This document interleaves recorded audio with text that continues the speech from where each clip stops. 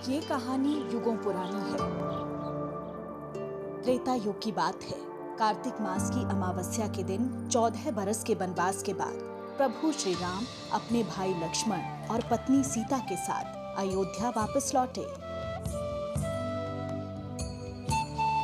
अयोध्या के लोगों ने बड़े ही धूमधाम के साथ खुशियां मनाकर उनका स्वागत किया। पूरी अयोध्या नगरी को दुल्हन की तरह सजाया गया। चारों ओर दिए जलाए गए और जमकर आतिशबाजी हुई।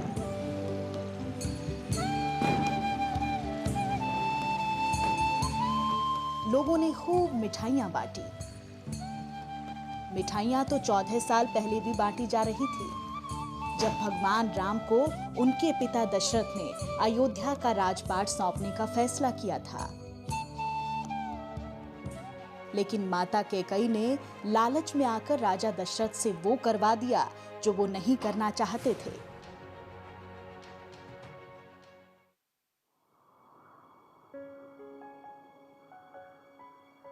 दरअसल अयोध्या के राजा दशरथ की 3 रानियां थीं, जिनके नाम कौशल्या, सुमित्रा और कैकेयी थे।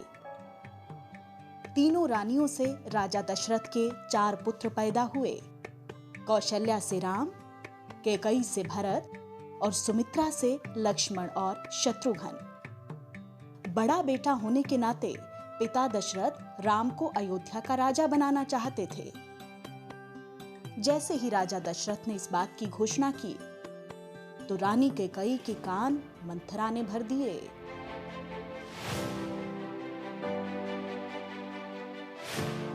राजा दशरथ ने काफी वक्त पहले रानी कैकेयी को 2 वरदान दिए थे। कैकेयी ने राजा दशरथ के सामने उन्हीं 2 वरदानों को पूरा करने की शर्त रखी थी। राजा दशरथ अपने वचन से बंधे थे। रानी कैकेयी ने पहले वरदान के तौर पर राम को 14 वर्ष का वनवास और दूसरे वरदान में अपने बेटे भरत के लिए अयोध्या का राजपाट मांग लिया। कैकेयी की इस जिद से उनके बेटे भरत भी नाखुश थे।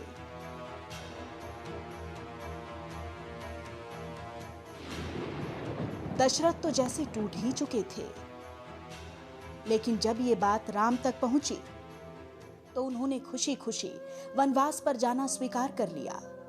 राम के साथ साथ उनकी पत्नी सीता और भाई लक्ष्मण भी वनवास को चले गए।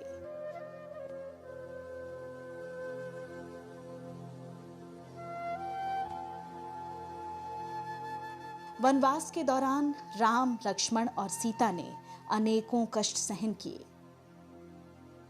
13 साल का वनवास बीत जाने के बाद आखिरी साल में राम के साथ एक अनहोनी घटी।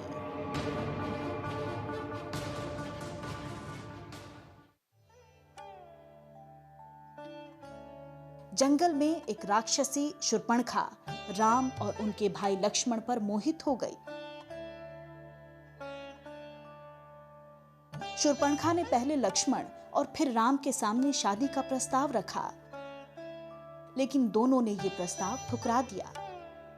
शूर्पणखा की नजर राम की पत्नी सीता पर पड़ी, तो वो गुस्से से तिलमिलाई। सीता को मारने के लिए झपटी।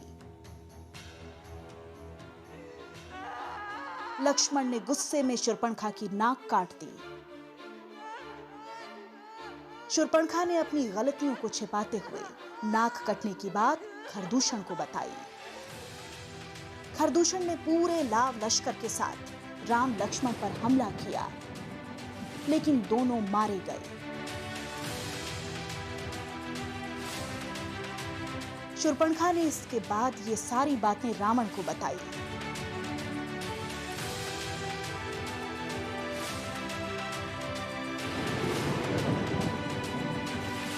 गुस्से में तिलमिलाए रावण ने छल कपट से सीता माता का हरण कर लिया।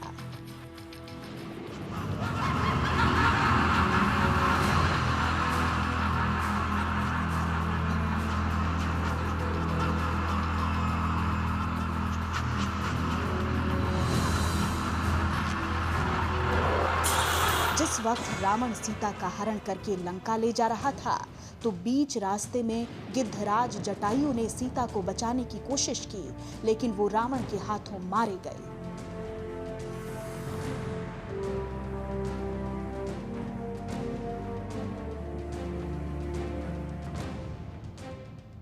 रावण ने सीता माता को अपनी अशोक वाटिका में बंदी बना दिया।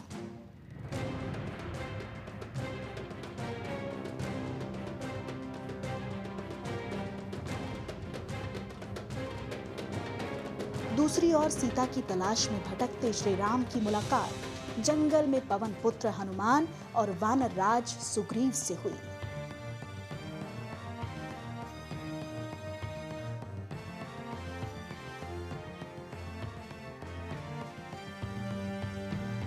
राम ने सुग्रीव के भाई बाली का वध करके सुग्रीव की पत्नी को आजाद करवाया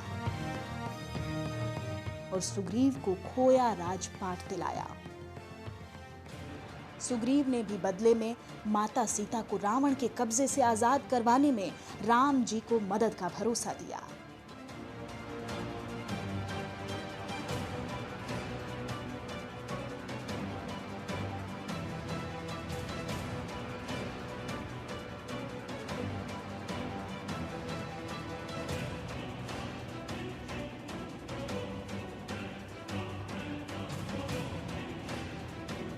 वानर सेना को साथ लेकर राम लक्ष्मण लंकापति रावण तक पहुंच गए।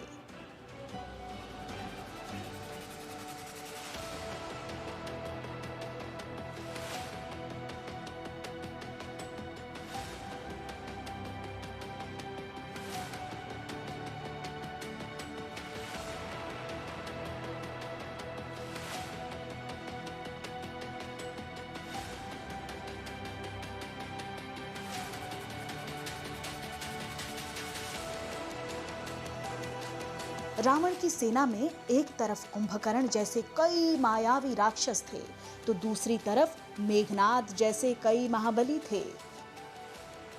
कई दिनों तक चले इस युद्ध में लंका के कई राक्षस मारे गए।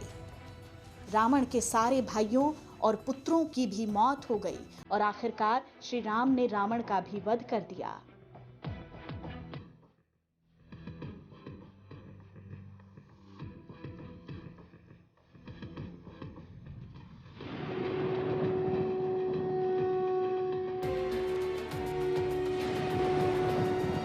इस युद्ध में जीतने के बाद भगवान श्री राम ने सीता माता को लंका से आजाद करवाया। इधर सीता माता आजाद हुई और उधर भगवान राम के 14 साल का वनवास पूरा हुआ। अयोध्या नगरी को इंतजार था कि 14 साल बीतने के बाद उनके भगवान लौटकर अयोध्या आएंगे। कार्तिक मास की अमावस के दिन जब लोगों को पता चला कि उनके प्रभु श्री राम आने वाले हैं, तो उनकी खुशियों का ठिकाना न रहा। अयोध्या के लोगों ने अमावस की काली रात को दियों की रोशनी से जगमगा दिया। रोशनी से नहाई और जगमगाती अयोध्या नगरी में जब पुष्पक विमान से श्री राम, माता सीता और भाई लक्ष्मण के साथ अयोध्या पहुंचे, तो लोगों ने दिए, पटाखे, आतिशबाजी और मिठाइयों के साथ अपनी खुशियों का त्योहार मनाया। तब से लेकर आज तक कार्तिक मास की अमावस्या के दिन दिवाली मनाने की परंपरा चली आ रही है। आज भी दिवाली हिंदुओं के सबसे बड़े त्योहार के रूप में मनाई जाती है।